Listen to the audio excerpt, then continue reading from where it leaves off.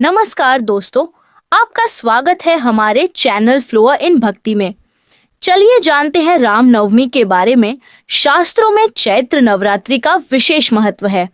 वहीं साल में 4 बार नवरात्रि का त्योहार मनाया जाता है, जिसमें एक चैत्र नवरात्रि, शारदीय नवरात्रि और 2 गुप्त नवरात्रि होती है।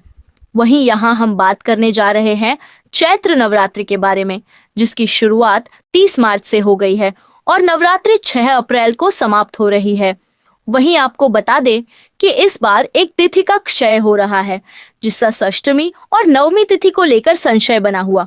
ऐसे में हम आपको बताने जा रहे हैं दुर्गा अष्टमी, नवमी और कन्या पूजा कब है अष्टमी। वैदिक पंचांग के मुताबिक चैत्र माह के शुक्ल पक्ष की अष्टमी तिथि का आरंभ 4 अप्रैल 2025 को रात 8:11 पर होगा।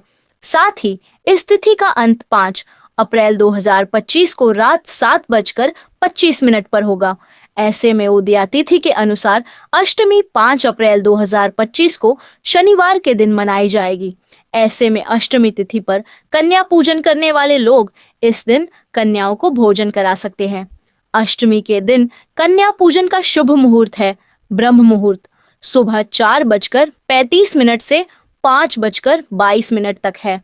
प्रातः संध्या सुबह 4:58 से 6:07 तक है। अभिजित मुहूर्त सुबह 11:59 से दोपहर 12:49 तक है। रामनवमी का पर्व भारतीय संस्कृति और परंपरा में काफी विशेष स्थान रखता है। इसे भगवान श्री राम की मर्यादा, वीरता और धर्म के प्रति उनकी निष्ठा का प्रतीक माना जाता है। रामनवमी हर साल चैत्र माह के शुक्ल पक्ष की नवमी तिथि को मनाया जाता है। यह दिन भगवान श्री राम के जन्मोत्सव के रूप में मनाया जाता है और विशेष रूप से भगवान श्री राम की पूजा की जाती है। रामनवमी का पर्व भारतीय संस्कृति और परंपरा में काफी विशेष स्थान रखता है। इसे भगवान श्री राम की मर्यादा, वीरता और धर्म के प्रति उनकी निष्ठा का प्रतीक माना जाता है। इस दिन श्रद्धालु भगवान श्री राम की पूजा करने के साथ साथ उनके आदर्शों को अपनाने का प्रयास करते हैं। मान्यता है कि इस दिन भगवान श्री राम की पूजा करने से भक्तों के जीवन में सुख, शांति और समृद्धि का वास होता है। साथ ही जीवन के तमाम संकट समाप्त होते हैं। साथ ही इस दिन विशेष रूप से मां दुर्गा के 9वें रूप सिद्धिदात्री की भी पूजा की जाती है, जो सुख, समृद्धि और सभी बाधाओं से मुक्ति प्रदान करने वाली मानी जाती है। रामनवमी का पर्व में श्रद्धा और भक्ति से मनाया जाता है। यह पर्व धार्मिक दृष्टि से अत्यंत महत्वपूर्ण है। आइए जानते हैं इस बार रामनवमी की सही तिथि, पूजा मुहूर्त और पूजा विधि के बारे में। अष्टमी के बाद आइए जानते हैं नवमी कब है। पंचांग के अनुसार इस साल 5 अप्रैल को नवमी तिथि रात 7:25 पर आरंभ हो रही है। साथ ही इसका अंत 6 अप्रैल 2025 को रात 7:25 पर होगा, 7:21 पर होगा। ऐसे में 6 अप्रैल 2025 को रामनवमी मनाई जाएगी। आप इस तिथि कन्या पूजन के साथ साथ अपने व्रत का पारण भी कर सकते हैं। नवमी कन्या पूजन का शुभ मुहूर्त ब्रह्म मुहूर्त सुबह 4:34 से 5:20 तक रहेगा। प्रातः संध्या सुबह 4:57 से 6:05 तक होगा। अभिजित मुहूर्त सुबह 11:58 से 12:49 तक रहेगा। श्री राम जी की पवित्र जन्म कथा रामनवमी पर पढ़ने से मिलता है। मनचाहा आशीष रामायण और रामचरितमानस हमारे पवित्र ग्रंथ है। तुलसीदास जी ने श्री राम को ईश्वर मानकर रामचरितमानस की रचना की है, किंतु आदिकवि वाल्मीकि ने अपने रामायण में श्री राम को मनुष्य ही माना है। तुलसीदास जी ने रामचरितमानस को राम के राज्याभिषेक के बाद समाप्त कर दिया है। वही आदिकवि श्री वाल्मीकि ने अपने रामायण में कथा को आगे श्री राम के महाप्रयाण तक वर्णित किया है। महाराजा दशरथ ने पुत्र प्राप्ति हेतु यज्ञ आरंभ करने की ठानी। महाराज की आज्ञा अनुसार श्यामकर्ण घुद्दा चतुरंगिनी सेना के साथ छुड़वा दिया गया। महाराज दशरथ ने समस्त मनस्वी, तपस्वी, विद्वान, आर्षि मुनियों तथा वेद विज्ञ प्रकांड पंडितों को यज्ञ संपन्न कराने के लिए बुलावा भेज दिया।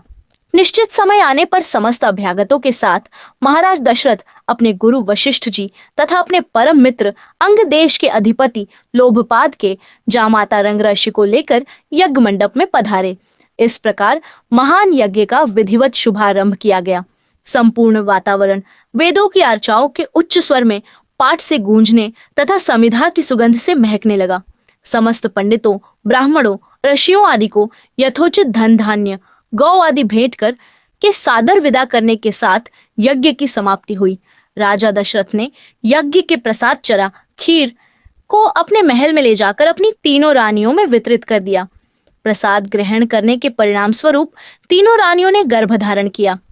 जब चैत्र मास के शुक्ल पक्ष की नवमी तिथि को पुनर्वसु नक्षत्र में सूर्य, मंगल, शनि, बृहस्पति तथा शुक्र अपने अपने उच्च स्थानों में विराजमान थे, कर्क लग्न का उदय होते ही महाराज दशरथ की बद्धी रानी कौशल्या के गर्भ से एक शिशु का जन्म हुआ, जो कि नीलवर्ण, चुंबकीय आकर्षण वाले, अत्यंत तेजोमय, परम कांतिवान तथा अत्यंत सुंदर था।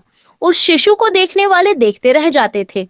इसके पश्चात शुभ नक्षत्रों और शुभ गद्दी में महारानी कैकेयी के एक तथा तीसरी रानी सुमित्रा के 2 तेजस्वी पुत्रों का जन्म हुआ। संपूर्ण राज्य में आनंद मनाया जाने लगा। महाराज के 4 पुत्रों के जन्म के उल्लास में गंधर्व गान करने लगे और अप्सराएं नृत्य करने लगी। देवता अपने विमानों में बैठकर पुष्प वर्षा करने लगे।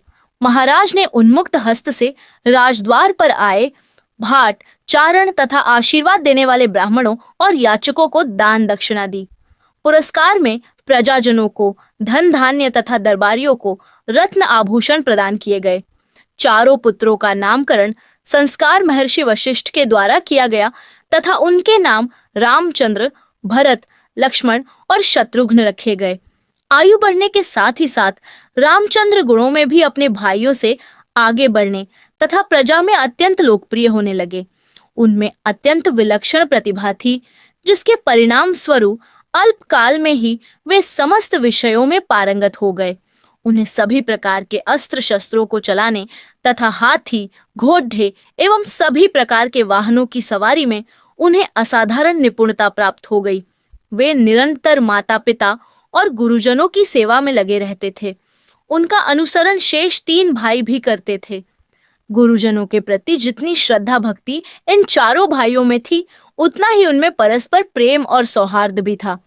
महाराज दशरथ का हृदय अपने 4 पुत्रों को देखकर गर्व और आनंद से भर उठता था। ये था आज का वीडियो। जानकारी अच्छी लगी हो तो वीडियो को जरूर लाइक करें और कमेंट में जय श्री राम जरूर लिखें। जय श्री कृष्ण। आप सभी को रामनवमी हार्दिक शुभकामनाएं।